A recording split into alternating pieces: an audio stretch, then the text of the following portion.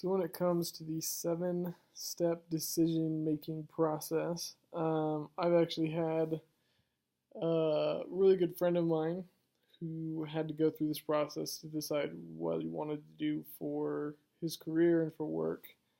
Um, so the way that it kind of worked out was there was two different decisions that he had to make. He could either go back to school, get it all paid for through scholarships and tuition and everything, or he could go to a full-time career where school would be on his own time on the side, but he'd be getting paid a higher salary that he would face in a normal workplace environment.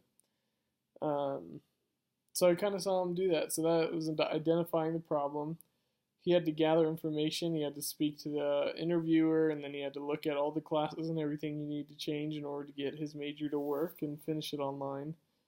The alternatives were he could go to a different college online rather than UVU, where he's attending now, to where he could get all of his coursework done elsewhere, but wouldn't get the degree he wanted, and he'd have to switch majors.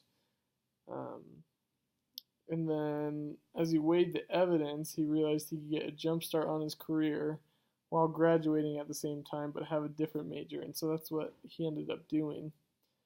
Um, so that was a choice from the alternatives, is that rather than deciding whether to drop out of school and work or whether to go to school and not work, he found a compromise in the middle where he decided to work and do school online. Though it wasn't his specific major, it was one that was about the same.